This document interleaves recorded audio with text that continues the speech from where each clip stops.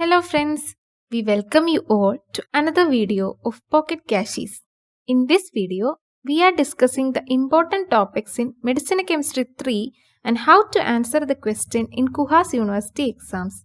Before moving to the video, we request you to subscribe the channel so that you will get timely notifications whenever we upload a new video. Medicinal chemistry 3 first unit ആന്റിബയോട്ടിക്സിനെ കുറിച്ചാണ് deal ചെയ്യുന്നത്. അതിൽ തന്നെ nomenclature, stereochemistry, structure activity relationship, chemical degradation and classification include ചെയ്യപ്പെട്ടിട്ടുണ്ട്. First topic beta lactam ആന്റിബയോട്ടിക്സിനെ കുറിച്ചാണ്. അതിൽ തന്നെ പെൻസിലിൻ ആൻഡ് സിഫാലോസ്പോറിൻ വരുന്നുണ്ട്. പെൻസിലിൻ ഫസ്റ്റ് യൂണിറ്റിലെ one of the most important ആയിട്ടുള്ള ടോപ്പിക് ആണ്. Structure activity relationship and chemistry repeat ആയിട്ട് പെൻസിലിൻ പാർട്ടിൽ നിന്ന് ചോദിച്ചു കണ്ടിട്ടുണ്ട്. എങ്ങനെയാണ് സ്ട്രക്ചർ ആക്ടിവിറ്റി റിലേഷൻഷിപ്പ് ഒരു 5 മാർക്ക് ക്വസ്റ്റ്യൻ ആയിട്ട് ചോദിച്ചാൽ നമ്മൾ ആൻസർ ചെയ്യാം? ഫസ്റ്റ് തന്നെ അതിന്റെ ബേസിക് സ്ട്രക്ചർ വരയ്ക്കുക. ദെൻ ആ ബേസിക് സ്ട്രക്ചറിനെ കുറിച്ച് ഒന്ന് ജസ്റ്റ് ഡിസ്ക്രൈബ് ചെയ്യാം. ശേഷം അതിൽ പോസിബിൾ ആയിട്ടുള്ള സബ്സ്റ്റിറ്റ്യൂഷൻസ് ഏതൊക്കെയാണെന്ന് ലിസ്റ്റ് ഔട്ട് ചെയ്യാം. ഓരോ സബ്സ്റ്റിറ്റ്യൂഷൻ മൂലവും ഉണ്ടാകാവുന്ന സബ്സ്റ്റിറ്റ്യൂട്ടഡ് സ്ട്രക്ചേഴ്സ് ആൻഡ് അതുമൂലം ഉണ്ടാകാവുന്ന ആക്ടിവിറ്റിയിലെ ചേഞ്ചസ് ഡിസ്ക്രൈബ് ചെയ്ത് പോയിന്റ് ആയിട്ട് ആൻസർ കംപ്ലീറ്റ് ചെയ്യാൻ ശ്രദ്ധിക്കുക. പോസിബിൾ ആയിട്ടുള്ള സ്ട്രക്ചേഴ്സ് ഇൻക്ലൂഡ് ചെയ്യുന്നത് ബെറ്റർ ആയിരിക്കും. ഇത്രയും കാര്യങ്ങൾ ഡിസ്ക്രൈബ് ചെയ്താൽ ആ ആൻസർ കംപ്ലീറ്റ് ആയി. അതേപോലെ തന്നെ റിപ്പീറ്റ് ആയിട്ട് ചോദിക്കപ്പെടുന്ന ഒരു ക്വസ്റ്റ്യൻ ആണ് കെമിസ്ട്രി. കെമിസ്ട്രി ചോദിക്കുമ്പോൾ ഫസ്റ്റ് അതിന്റെ ബേസിക് ന്യൂക്ലിയസ് ഏതാണെന്നുള്ളതും ഫോളോഡ് ബൈ അതിന്റെ സബ്സ്റ്റിറ്റ്യൂഷൻ ഏതൊക്കെ പൊസിഷൻസിലാണ് എന്നുള്ളതും ഡിസ്ക്രൈബ് ചെയ്യാം. സ്റ്റീരിയോ കെമിസ്ട്രി കൂടി ഇൻക്ലൂഡ് ചെയ്യുന്നത് ബെറ്റർ ആയിരിക്കും. ഇങ്ങനെയാണ് ഒരേ കോമ്പൗണ്ടിൽ തന്നെ structure activity relationship and chemistry ചോദിക്കുമ്പോൾ ആൻസർ ചെയ്യേണ്ട രീതി. ബീറ്റാ ലാക്ടം ആന്റിബയോട്ടിക്സിൽ പെൻസിലിനെ കുറിച്ച് കൂടുതലും structure activity relationship and chemistry ആണ് റിപ്പീറ്റ് ആയിട്ട് ചോദിച്ച് കണ്ടിട്ടുള്ളത്. സിഫാലോസ്പോറിനിലേക്ക് വരുമ്പോൾ അവിടെ അതിന്റെ മെക്കാനിസം ഓഫ് ആക്ഷൻ ചോദിച്ച് കണ്ടിട്ടുണ്ട്. ബട്ട് സ്ട്രക്ചർ നിങ്ങൾ സ്കിപ്പ് ചെയ്യരുത്. എല്ലാ കോമ്പൗണ്ട്സിന്റെയും സ്ട്രക്ചർ തറവായി അറിഞ്ഞിരിക്കുന്നത് ബെറ്റർ ആയിരിക്കും. മെക്കാനിസം ഓഫ് ആക്ഷൻ ആൻസർ ചെയ്യുമ്പോൾ പോസിബിൾ ആണെങ്കിൽ ഫിഗേഴ്സ് ഇൻക്ലൂഡ് ചെയ്യാൻ ശ്രദ്ധിക്കുക. ദെൻ അടുത്ത ടോപ്പിക് ലാക്ടമേസ് ഇൻഹിബിറ്റേഴ്സ് ആണ്. ലാക്ടമേസ് ഇൻഹിബിറ്റേഴ്സ് 2 മാർക്ക് ക്വസ്റ്റ്യൻ ആയിട്ട് ചോദിക്കാൻ ചാൻസ് ഉണ്ട്. എന്താണ് ലാക്ടമേസ് ഇൻഹിബിറ്റേഴ്സ് എന്നും അതിന്റെ എക്സാമ്പിൾസും എഴുതാൻ ശ്രദ്ധിക്കുക. സ്ട്രക്ചർ ഇൻക്ലൂഡ് ചെയ്യുന്നത് മാർക്ക് കൂടുതൽ സ്കോർ ചെയ്യാൻ നിങ്ങളെ ഹെൽപ്പ് ചെയ്യും.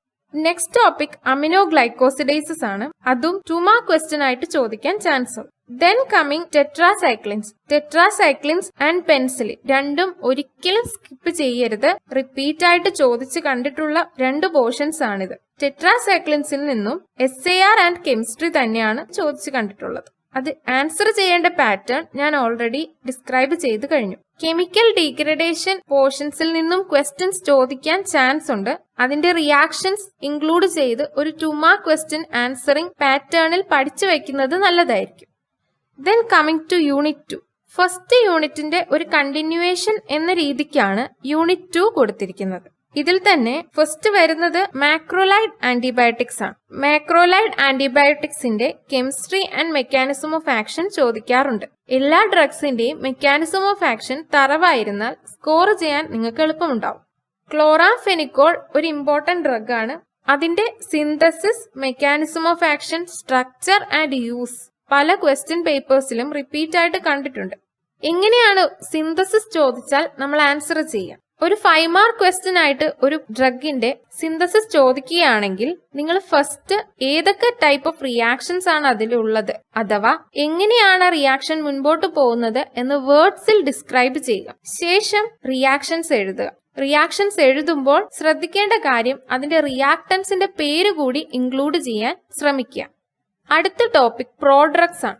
ഷുവർ ആയിട്ടും 5 മാർക്ക് ക്വസ്റ്റ്യൻ അല്ലെങ്കിൽ 10 മാർക്ക് ക്വസ്റ്റ്യൻ ചാൻസ് ഉള്ള ഒരു പോർഷൻ ആണ് പ്രോഡക്ട്സ്. പ്രോഡക്റ്റിന്റെ ബേസിക് കോൺസെപ്റ്റ് 5 മാർക്ക് ക്വസ്റ്റ്യൻ ആയിട്ട് ചോദിക്കുകയാണെങ്കിൽ എങ്ങനെ ആൻസർ ചെയ്യാം? ഫസ്റ്റ് അതിനെ ഡിഫൈൻ ചെയ്യുക. എന്താണ് പ്രോഡക്റ്റ്? ശേഷം എക്സാമ്പിൾസ് കൊടുക്കുക. അതിന്റെ ബേസിക് മെക്കാനിസം ഓഫ് ആക്ഷൻ കൊടുക്കുന്നത് നന്നായിരിക്കും with figure. Then different types of products describe ചെയ്യുക വിത്ത് എക്സാമ്പിൾസ്. ഇത്രയും എഴുതി കഴിഞ്ഞാൽ ഒരു 5 മാർക്ക് ക്വസ്റ്റ്യന്റെ ആൻസർ ആയി. 2 മാർക്ക് ക്വസ്റ്റ്യൻ ആയിട്ടാണ് പ്രോഡക്റ്റ് ചോദിക്കുന്നതെങ്കിൽ ഡെഫിനിഷൻ ആൻഡ് എക്സാമ്പിൾ വെച്ച് നിർത്താം. പിന്നെ ചോദിക്കാൻ ചാൻസ് ഉള്ള ഒരു ക്വസ്റ്റ്യൻ ആപ്ലിക്കേഷൻസ് ഓഫ് പ്രോഡക്റ്റ് ആണ്. മിനിമം 5 ആപ്ലിക്കേഷൻസ് എങ്കിലും പഠിച്ചു വെക്കുക. ഓരോ ആപ്ലിക്കേഷൻസ് എഴുതുമ്പോഴും അതിന്റെ എക്സാമ്പിൾസ് ഇൻക്ലൂഡ് ചെയ്യുക. എക്സാമ്പിൾസിന്റെ സ്ട്രക്ചർ കൂടി ഇൻക്ലൂഡ് ചെയ്താൽ കൂടുതൽ മാർക്ക് സ്കോർ ചെയ്യാം. അടുത്ത ടോപ്പിക് ആന്റി-മലേറിയൽസ് ആണ്. മാക്രോലൈഡ് ആന്റിബയോട്ടിക്സിനെ പോലെ തന്നെ ഇമ്പോർട്ടന്റ് ആയിട്ടുള്ളൊരു ടോപ്പിക്കാണ് ആന്റി-മലേറിയൽസ്. ഇതിൽ നിന്ന് ക്ലാസിഫിക്കേഷൻ റിപ്പീറ്റ് ആയിട്ട് ചോദിക്കാറുണ്ട്. ക്ലാസിഫിക്കേഷൻ എഴുതുമ്പോൾ ഓരോ ക്ലാസിഫിക്കേഷനുള്ളിലും ഡ്രഗ്സിന്റെ പേരിന്റെ കൂടെ തന്നെ അവരുടെ സ്ട്രക്ചർ ഇൻക്ലൂഡ് ചെയ്യാൻ ശ്രദ്ധിക്കുക. പിന്നെ ചോദിച്ചു കണ്ടിട്ടുള്ള ഒരു ക്വസ്റ്റ്യൻ ക്ലോറോക്വിനെ കുറിച്ചാണ്. Chloroquine synthesis, mechanism of action, use, ഇതൊക്കെ റിപ്പീറ്റ് ആയിട്ട് ചോദിച്ചു കണ്ടിട്ടുണ്ട്. ഇത്രയുമാണ് യൂണിറ്റ് 2-ൽ ഇമ്പോർട്ടന്റ് ആയിട്ടുള്ള പോർഷൻ. എല്ലാ ഡ്രഗ്സിന്റെയും സ്ട്രക്ചർ പഠിച്ചു വയ്ക്കുന്നത് നന്നായിരിക്കും. ഇപ്പോൾ പറഞ്ഞവ കൂടുതൽ ഇമ്പോർട്ടൻസ് കൊടുത്ത് പഠിക്കാൻ ശ്രദ്ധിക്കുക. യൂണിറ്റ് 3-ലേക്ക് വരുമ്പോൾ ആന്റി-ട്യൂബർക്കുലാർ, ആന്റിവൈറൽ ആൻഡ് UTI ഏജന്റ്സ് ആണ് ഡിസ്കസ് ചെയ്യുന്നത്. ഇതിൽ ആന്റി-ട്യൂബർക്കുലാർ പോർഷനിൽ നിന്നും ക്ലാസിഫിക്കേഷൻ റിപ്പീറ്റ് ആയിട്ട് ചോദിച്ചു കണ്ടിട്ടുണ്ട്. എല്ലാ ക്ലാസസ് ഓഫ് ഡ്രഗ്സിന്റെയും ക്ലാസിഫിക്കേഷൻ ഇമ്പോർട്ടന്റ് ആണ്. ക്ലാസിഫിക്കേഷൻ പഠിച്ചാൽ തന്നെ നിങ്ങൾക്ക് മാർക്ക് സ്കോർ ചെയ്യാൻ സാധിക്കും. കൂടാതെ isoniazid and para amino salicylic acid ഈ 2 ഡ്രഗുകളുടെയും സിന്തസിസ്, mechanism of action and uses ചോദിച്ചു കണ്ടിട്ടുണ്ട്.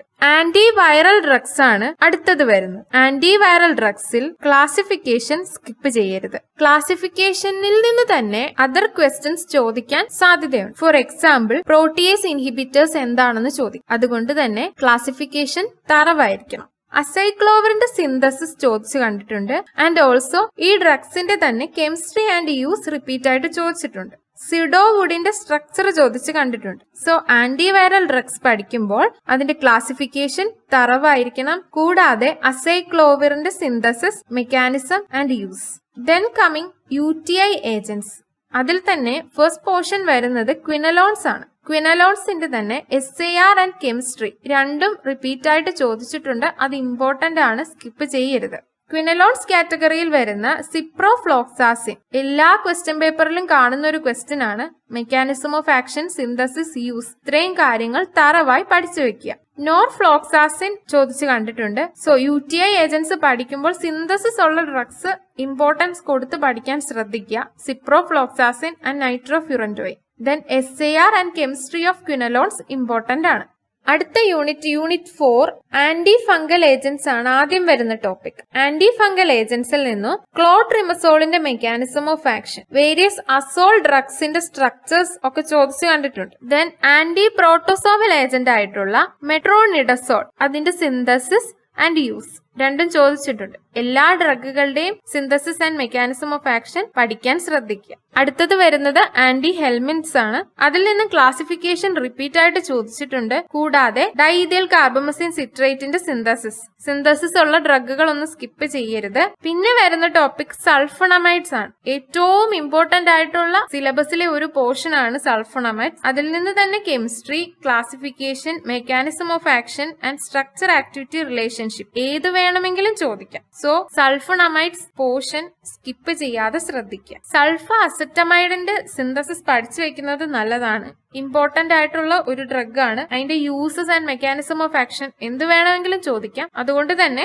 സൾഫ അസറ്റമൈഡ് സ്കിപ്പ് ചെയ്യരുത്. Then folate reductase inhibitors as antibacterial agents, അങ്ങനെയും ക്വസ്റ്റ്യൻ ചോദിക്കാം. ട്രൈമെതോപ്രിം ചോദിച്ചിട്ടുണ്ട് 5 മാർക്ക് ക്വസ്റ്റ്യൻ ആയിട്ട്. ട്രൈമെതോപ്രിൻ ഏത് ക്ലാസ് ഓഫ് ഡ്രഗ് ആണെന്ന് ആദ്യം തന്നെ എഴുതുക. ശേഷം അതിന്റെ സ്ട്രക്ചർ കൊടുക്കുക, mechanism of action, synthesis and use, ഇത്രയും കാര്യങ്ങൾ ഇൻക്ലൂഡ് ചെയ്താൽ മാത്രമേ അതിന്റെ 5 മാർക്ക് ക്വസ്റ്റ്യന്റെ ആൻസർ കംപ്ലീറ്റ് ആവുകയുള്ളൂ. ഡാപ്സോണിൽ നിന്നും ക്വസ്റ്റ്യൻസ് സാധ്യതയുള്ള ഭാഗമാണ്.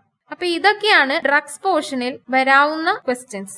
ഇതിൽ തന്നെ sulfonamides, antiviral agents, antitubercular agents, antimalarials, then unit 1-ലെ പെൻസിലിൻ, ടെട്രാസൈക്ലിൻസ്, മാക്രോലൈഡ് ആന്റിബയോട്ടിക്സ് ഇവയൊന്നും സ്കിപ്പ് ചെയ്യാതെ പഠിക്കുക. പ്രോഡ്രഗ് കോൺസെപ്റ്റുകളും ആപ്ലിക്കേഷൻസ് അതും ഇമ്പോർട്ടന്റ് ആണ്. ഷുവർ ക്വസ്റ്റ്യൻ ആണ് പ്രോഡ്രഗ്. അടുത്ത് വരുന്ന യൂണിറ്റ് 5 ആണ്. ഒരു ഡ്രഗ് ഡിസൈൻ ഓറിയന്റഡ് യൂണിറ്റ് ആണ് യൂണിറ്റ് 5. അതുകൊണ്ട് തന്നെ ടോപ്പിക്സ് ഒക്കെ പുതിയതായിരിക്കും. ബട്ട് ഏറ്റവും വെയിറ്റേജ് കൂടി നിൽക്കാൻ ചാൻസ് ഉള്ള ഒരു റീജിയൻ ആണ് ഇൻട്രൊഡക്ഷൻ ടു ഡ്രഗ് ഡിസൈൻ. ഒരു 10 to 20 മാർക്സ് ഷുവർ ആയിട്ടും ഉണ്ടാവും. ആൻഡ് അതിലെ തന്നെ ആദ്യത്തെ topic various approaches used in drug design ആണ്. ഒരു 5 മാർക്ക് ക്വസ്റ്റ്യന് ചാൻസ് ഉള്ള ഒരു റീജിയൻ ആണ് അപ്രോച്ചസ് ഇൻ ഡ്രഗ് ഡിസൈൻ. എന്താണ് ഡ്രഗ് ഡിസൈൻ എന്ന് എഴുതുക. ശേഷം അപ്രോച്ചസ് എൻലിസ്റ്റ് ചെയ്യുക. ഓരോ അപ്രോച്ചസിനെയും എക്സ്പ്ലെയിൻ ചെയ്യുക. ഇങ്ങനെ വേണം 5 മാർക്ക് ക്വസ്റ്റ്യന് ചോദിച്ചാൽ എഴുതാൻ. അടുത്ത topic physicochemical parameters in quantitative structure activity relationship. ഇതൊരു ഇമ്പോർട്ടന്റ് ടോപ്പിക് ആണ്. 10 മാർക്കിന്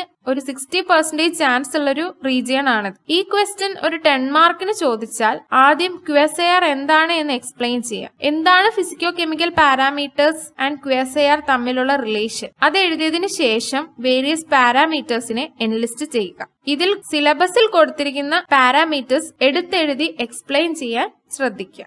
ശേഷം സാധ്യതയുള്ള ഒരു ക്വസ്റ്റ്യൻ ഓരോ പാരാമീറ്റേഴ്സിനെയും 5 മാർക്കിന് എടുത്ത് ചോദിക്കാൻ സാധ്യതയുണ്ട്. അങ്ങനെ ചോദിക്കുമ്പോൾ എന്താണ് ആ പാരാമീറ്റർ എന്ന് എക്സ്പ്ലെയിൻ ചെയ്യുക, അതിന്റെ ഇക്വേഷൻ കൊടുക്കുക, ഗ്രാഫ് ഉണ്ടെങ്കിൽ അതുകൂടി ഇൻക്ലൂഡ് ചെയ്ത് ആൻസർ ചെയ്യുക. ശേഷം ഈ പർട്ടിക്കുലർ പാരാമീറ്റർ ഇൻക്രീസ് ചെയ്യുകയോ ഡിക്രീസ് ചെയ്യുകയോ ചെയ്യുന്നതായിട്ട് QSARന് വരുന്ന റിലേഷൻ എന്താണ് എന്ന് എക്സ്പ്ലെയിൻ ചെയ്യാൻ മറക്കരുത്. ഇങ്ങനെ വേണം 5 മാർക്ക് ക്വസ്റ്റ്യൻ ആയിട്ട് ആൻസർ ചെയ്യാൻ. And the next topic is Pharmacophore modeling and docking techniques. Pharmacophore modeling as a whole 5 മാർക്കിന് ചോദിക്കാൻ സാധ്യതയുണ്ട്. ആദ്യം എന്താണ് ഫാർമക്കോഫോർ എന്ന് എഴുതുക. ശേഷം ഫാർമക്കോഫോർ മോഡലിംഗിന്റെ ഡെഫിനിഷൻ കൊടുക്കുക. ഇതിന്റെ വേരിയസ് സ്റ്റെപ്സ് ഇൻക്ലൂഡ് ചെയ്ത് വേണം ആൻസർ ചെയ്യാൻ. ആൻഡ് ഫൈനലി ഇത് ഡ്രഗ് ഡിസ്കവറിയിൽ അല്ലെങ്കിൽ ഡ്രഗ് ഡിസൈനിൽ വഹിക്കുന്ന റോൾ കൂടി ഇൻക്ലൂഡ് ചെയ്ത് കൺക്ലൂഡ് ചെയ്യാൻ ശ്രദ്ധിക്കുക. ഡോക്കിംഗ് ടെക്നിക്സ് 5 മാർക്ക് ക്വസ്റ്റ്യൻ ആയിട്ടും 2 മാർക്ക് ക്വസ്റ്റ്യൻ ആയിട്ടും ചോദിക്കാൻ സാധ്യതയുണ്ട്. 2 മാർക്ക് ക്വസ്റ്റ്യന് ചോദിക്കുകയാണെങ്കിൽ എന്താണ് ഡോക്കിംഗ് എന്ന് കൊടുക്കുക. ശേഷം യൂസ് ചെയ്യുന്ന സോഫ്റ്റ്വെയർസ് എൻലിസ്റ്റ് ചെയ്യും. 5 മാർക്ക് ക്വസ്റ്റ്യൻ ആയിട്ട് ചോദിക്കുമ്പോൾ ഡോക്കിങ്ങിന്റെ ഡെഫിനിഷൻ ഫോളോഡ് ബൈ അതിന്റെ ടൈപ്സ് എക്സ്പ്ലെയിൻ ചെയ്യുക. ശേഷം various softwares used in docking enlist ചെയ്യുക. And the last topic in Unit 5 is combinatorial chemistry. 10 mark question സാധ്യതയുള്ള ഒരു പോർഷൻ ആണ്. ആൻഡ് ഓൾസോ 5 മാർക്ക് ക്വസ്റ്റ്യൻ ആയിട്ടും ചോദിക്കാം. 5 മാർക്ക് ക്വസ്റ്റ്യൻ ആയിട്ട് ചോദിക്കുമ്പോൾ കോമ്പിനറ്റോറിയൽ കെമിസ്ട്രി എന്താണ് എന്ന് എക്സ്പ്ലെയിൻ ചെയ്യുക. അതിന്റെ കോൺസെപ്റ്റ്സ് ആൻഡ് ആപ്ലിക്കേഷൻ എഴുതുക. 10 മാർക്ക് ക്വസ്റ്റ്യൻ ആകുമ്പോൾ ഇതിനോടൊപ്പം തന്നെ solid phase and solution phase synthesis explain ചെയ്യുക. Solid phase and solution phase synthesis എഴുതുമ്പോൾ ആദ്യം അത് എന്താണ് എന്ന് എഴുതുക. ശേഷം അതിന്റെ അഡ്വാൻറ്റേജസ്, അതിന്റെ റിക്വയർമെന്റ്സ് ആൻഡ് എക്സാമ്പിൾസ്, ഇങ്ങനെ വേണം solid phase or solution phase synthesis ചോദിക്കുമ്പോൾ എഴുതാൻ. യൂണിറ്റ് 5 ഒരു ഇമ്പോർട്ടന്റ് യൂണിറ്റ് ആണ്. എസ്എ ക്വസ്റ്റ്യന് സാധ്യതയുള്ള ക്വസ്റ്റ്യൻസ് ഇതിൽ നിന്നും ഉണ്ടാകാൻ ചാൻസ് ഉണ്ട്. Thank you for watching this video and all the best for your exams.